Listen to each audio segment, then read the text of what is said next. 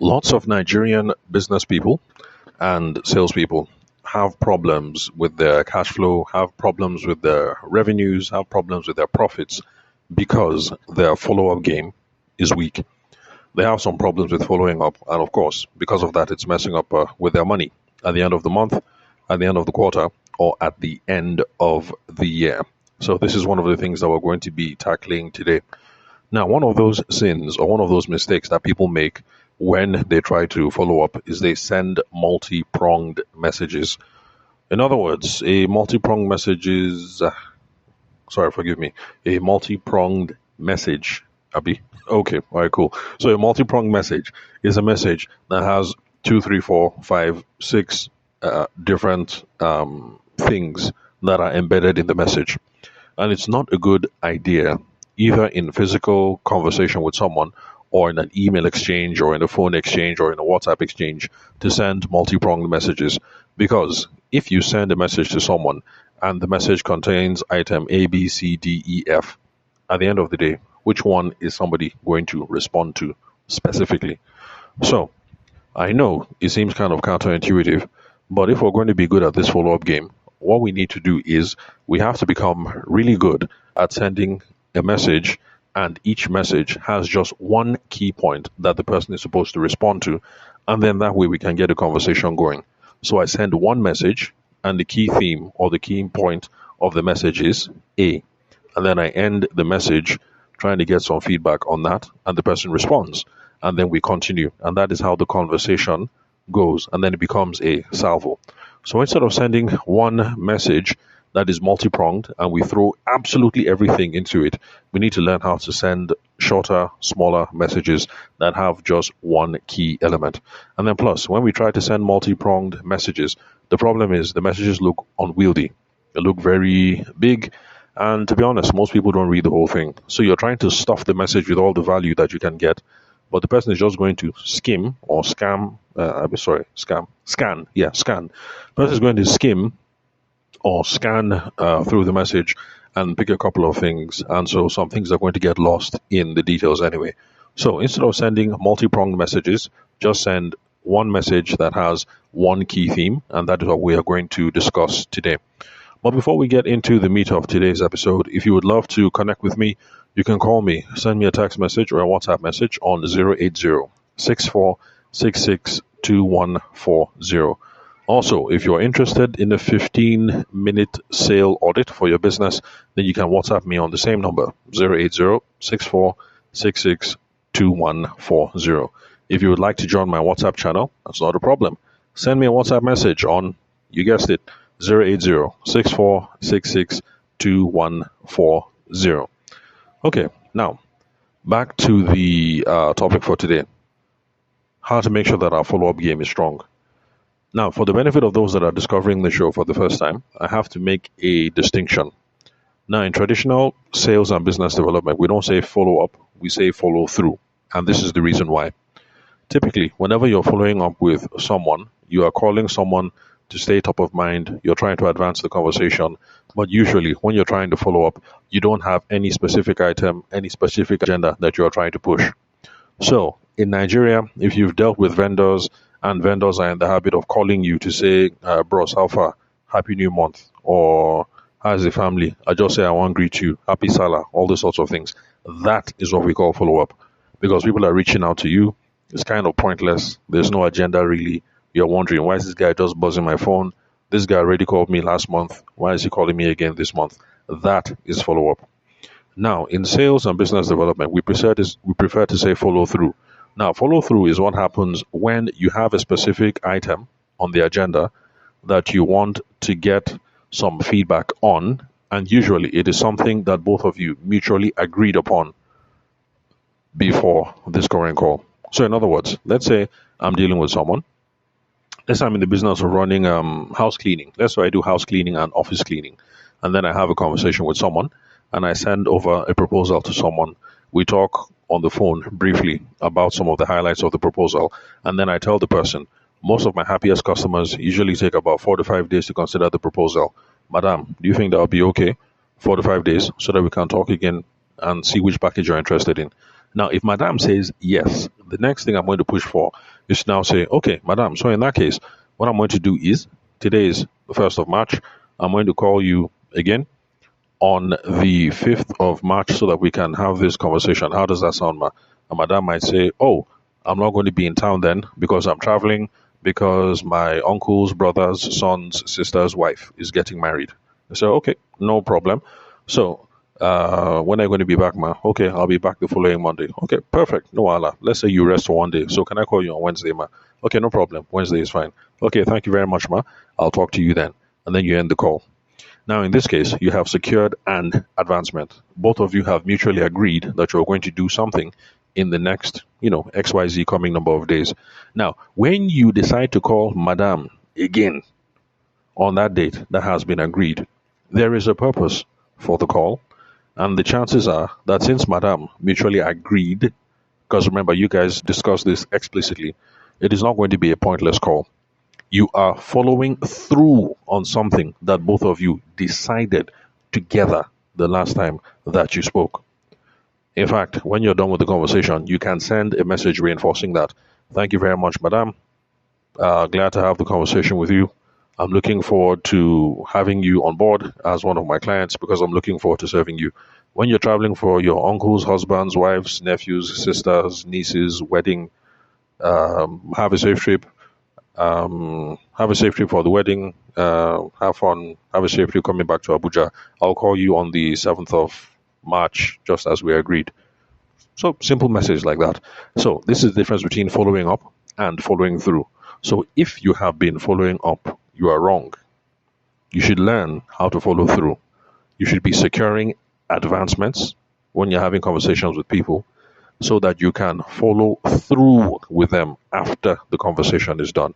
Now, I know some of you might find this a little bit difficult, but no wahala. That's the reason why I give my contact details during the episode. So, you need me to explain a couple of stuff much more clearly, then just call me, send me a text message or a WhatsApp message. Again, the number is 080-6466-2140.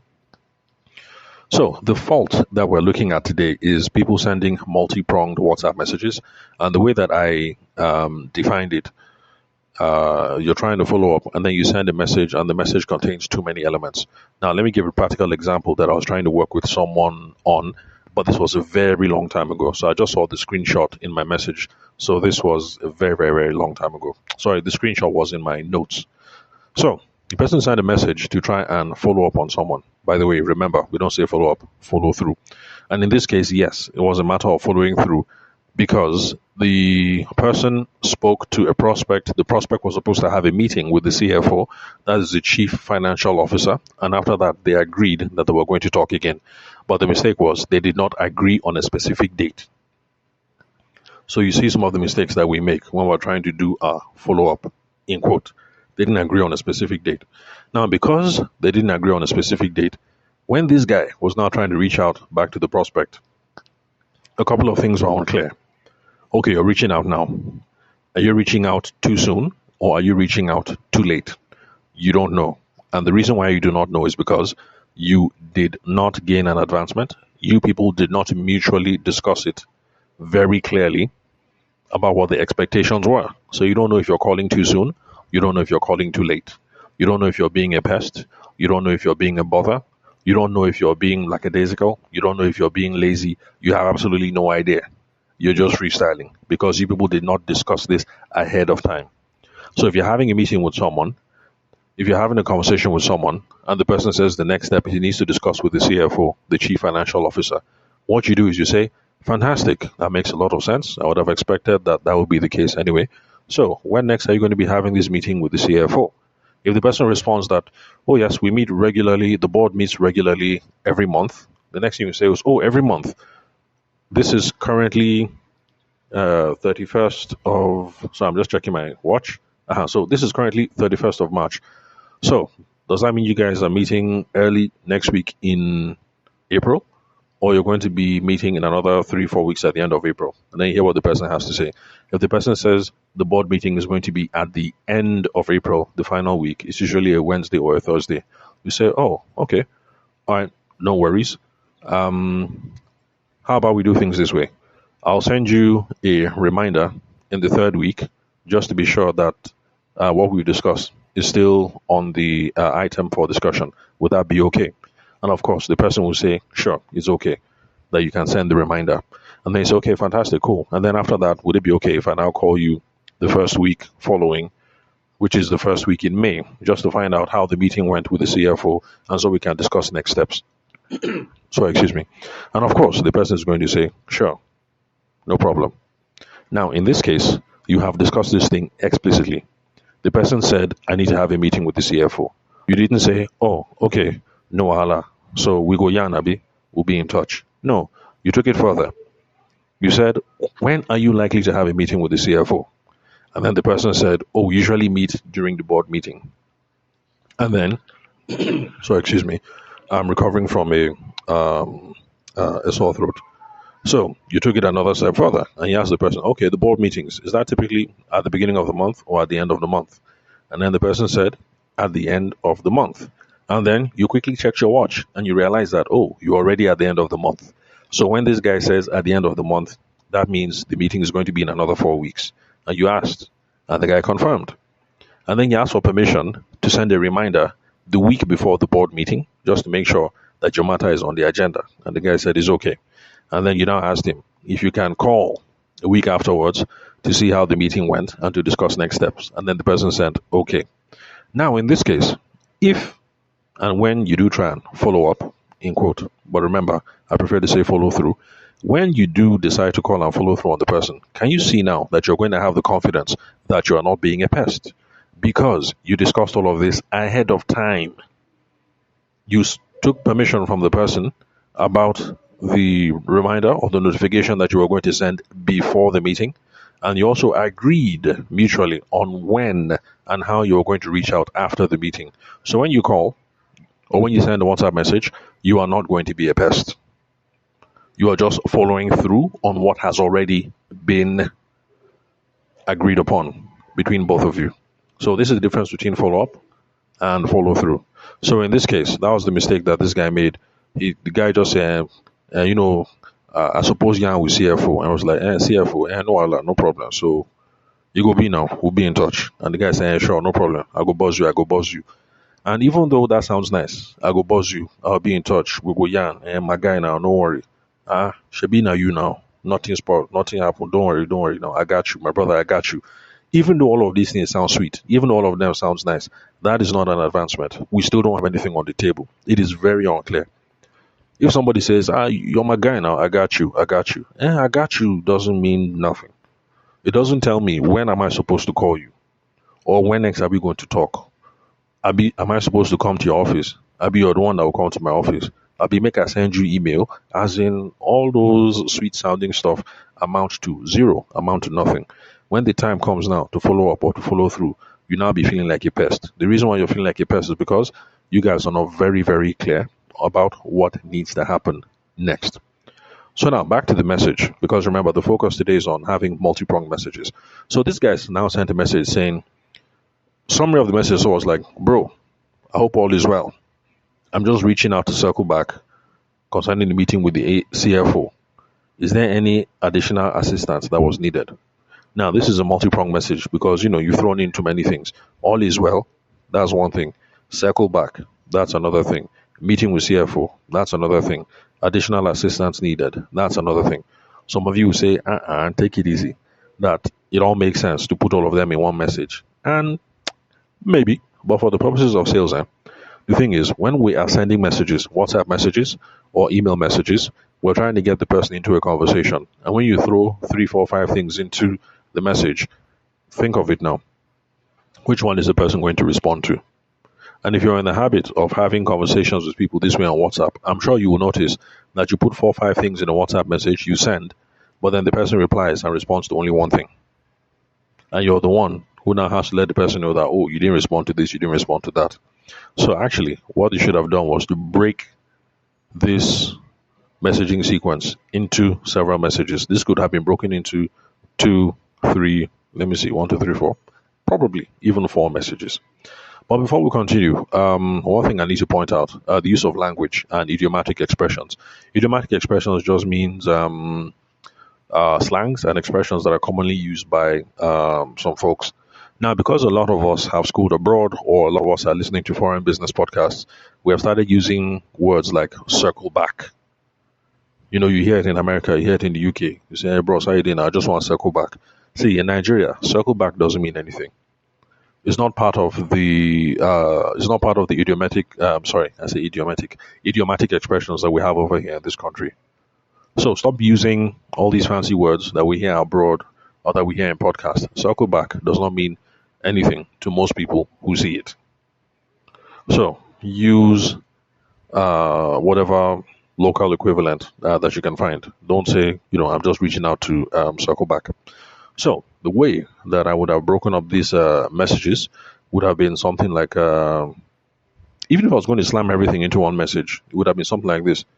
First of all, you greet the person. So you say, hi, hello, what's up, whatever. And then you say, regarding XYZ agenda, you state it clearly there. Are there any developments with the CFO? Question mark, send. You see, that's a short message. And at the end of the day, there's only one call to action. And I've highlighted on what the main item is that we're trying to resolve. So, hey bro, how you doing now? Regarding our agenda from last week, any updates with CFO? Question mark, send. Now that is the kind of message that somebody can reply to and say, bros, no vex, I didn't see CFO. Or, I see CFO, but the guy say blah blah blah blah blah blah blah. Or, guy, I'm busy, I can't talk now. Let's talk later or something. But shy is the kind of message that prompts a response. Now, one thing on pleasantries, because we like to use pleasantries in messages. I hope all is well. Happy New Week. How's the family? How's the wife? How's the this? How's the that? Yeah, I get it. It's part of our culture, somewhat. But sometimes when we use some of these pleasantries in business, it's kind of fake. Asking about family, kids, spouse, blah blah blah. When actually it's very clear that you probably don't care about these sorts of things, because when you met the guy, did you even ask him about family, wife, children? Did you guys build rapport, talk about any of those things? So those things are just fluff. They're just taking up unnecessary space in your messages. So if you're not the kind of person who, when people actually spoke, you actually spoke about family, about children, about things like that, just fashion all those pleasantries. It is okay to greet and then state the prior context. The prior context is you're just trying to refresh or to what will I say now? Rehash, just remind the person about what it is that you guys spoke about last, and then go straight into your intention, which is what I would have done if I was going to reward this message. So, bro, how you doing now? Regarding that thing where we yarn, any developments with the CFO? It's a very simple, straight WhatsApp message, a very clear call to action. The person can respond to it, and then you're on your way. But assuming we're going to take the person's initial breakdown, which was, is all well, I want to circle back, meeting with the CFO, any assistance needed. If you must stick to that format that the guy did, then you're best breaking this off into multiple messages, stagger them into different messages so you can get a conversation going. So the first message was, bro, how you doing now? I hope all is well. Question mark, send. That is all. So that he will respond. I say, guy, I do. Long time. You say, yeah, so yeah, it's been a long time. So the response to him will be, yeah, so it's been a long time. That thing where we discussed last week now concerning CFO, how far? You see, that's another salvo. One message, the guy will respond. Then you can now go with that whole any additional assistance needed part. So don't stuff one message with 4, 5, 6 things. That's not an effective way to do things. If you're going to follow up, again, remember, we prefer to say follow through.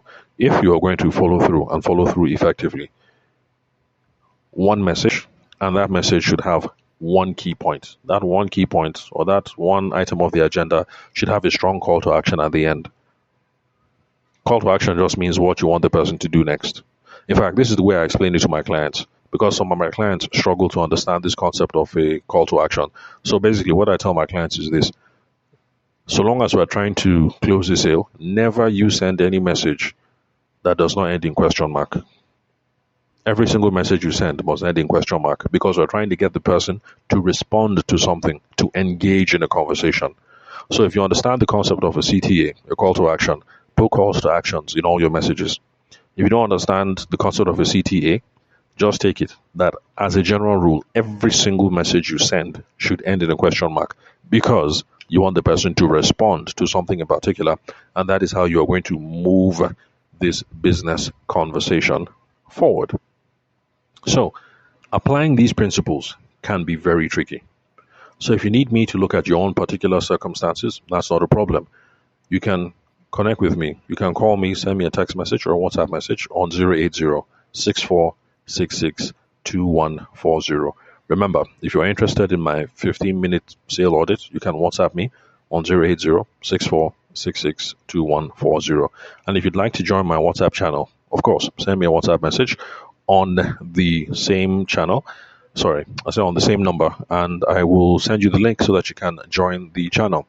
So that's it for today. If you got value from today's episode, please subscribe on Spotify, iTunes, Apple, or wherever it is that you listen to your podcast. And then, of course, share with other people who are going to get value from the show as well. And yeah, that's it, pretty much. So thanks for your time and attention. I'll catch you all the next episode.